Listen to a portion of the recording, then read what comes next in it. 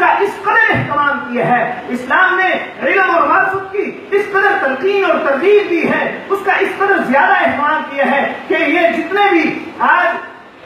مغرب کے پاس علم ہے تو وہ مسلمانوں کی مرہون منت ہے، لیکن آج وہی مسلمان دریازگر ہو چکے ہیں، آج وہی مسلمان کاسہ گدائی لے کر دیکھ رہے ہیں کہ کوئی آئے ہمارے بچوں کو تعلیم دے دے، یہاں کھانے کو کچھ نہیں، یہاں پینے کو کچھ نہیں، یہاں بیٹھنے کو کچھ نہیں، یا رہنے کو کچھ نہیں ہے، کہاں سے بچوں کو تعلیم دی جائے؟ تو لہذا باہر کے لوگ آئیں اور ہمیں تعلیم دیں۔ میرے دوستوں، ہم ان کے بھی شکر گزار ہیں، ان سے بھی ہم جو ہے ان کا شکریہ ادا کرتے ہیں کہ وہ اس انسانیت کی جو انسانیت اپنی راہ حق سے دور ہو چکی ہے اس کو صراط مستقیم کی طرف ایک رخ دکھانے کی کوشش کر رہے ہیں۔ اگرچہ معرفت جو ہے وہ علم جو ہے، حقیقی علم وہی ہے جو قرآن و سنت کا علم ہے، حقیقی علم وہی ہے جو قرآن کے اندر جا بجا نظر آتا ہے۔ قرآن تمام علوم کا منبع ہے، قرآن تمام علوم کا مصدر ہے، قرآن تمام علوم کی تلقین کرتا ہے، کہیں پر آسمان کی بلندی کو دیکھنے کی بات کرتا ہے، کہیں فلکیات اور نجوم کی بات کرتا ہے، کہیں قرآن زمین کی بات کرتا ہے،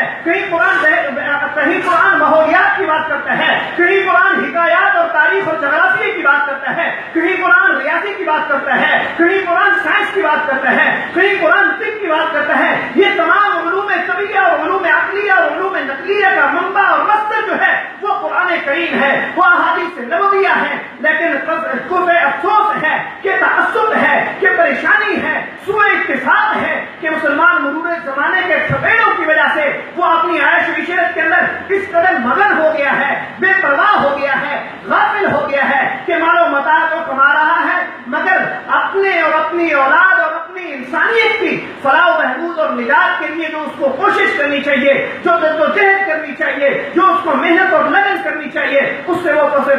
و پیش سے کام لے رہا ہے۔